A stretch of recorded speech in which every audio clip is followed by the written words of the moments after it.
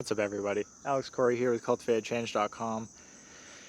Wanted to go over the one thing gardeners and farmers always have: the next year I'll do this, or better luck next year, or something like that. Wanted to go over the one big thing that I will not do again in this garden, at least in this way, next year. You could probably guess what it is just by the background coming up.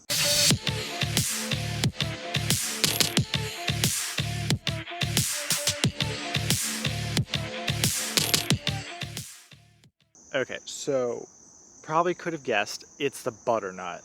Uh, this is, we had 5 transplants in a raised bed, and then I thought better of that, so we moved the 2 weaker ones over. So at the end of that raised bed, I'll give you a little photo. There's 3 plants, 3, and then we moved 2 to right here. So this is 5 butternut squash plants, and I'll try to give you it's just dumb. Like, see how much of the lawn that's taking over? Literally half the lawn, which is fine. I don't like lawn, but this is the second generation. The first generation we already started picking out front. So next year, any of the winter squash, acorn, spaghetti, butternut. I like butternut just because they provide the actual most food. They're just the biggest. So next year, oh, and we just had a hybrid grow out of the compost and start taking over this corner. Like, the amount of flowers on these is insane.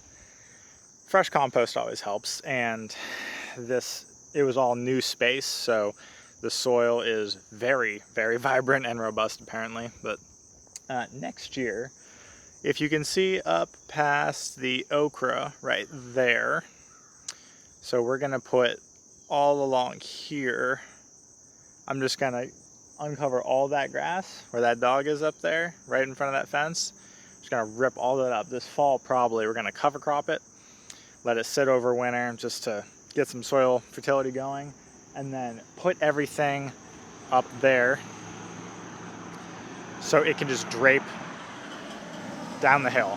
So we're gonna do probably acorn, butternut, probably watermelons, anything that has a massive leaf vegetative footprint we'll do up there. So these guys are ridiculous, and there's some of the neighbors actually have been taking the butternut in the front because it's right next to a road. So people have just been picking the ones that they can rip off the vine when they're ready, which is fine. We do like sharing. We would like people to ask first, but whatever. There's plenty. Each one of these plants has probably about 20 flowers. We're not going to get that many because they went in late and they're not going to get enough sun, but there's a good amount ripening in there. I'll show you the later stage butternut over on the ones that initially went in, but the flowers that were last to form, they look pretty good. If I can find a couple. There are some absolutely massive ones in here. Okay, here's a good example.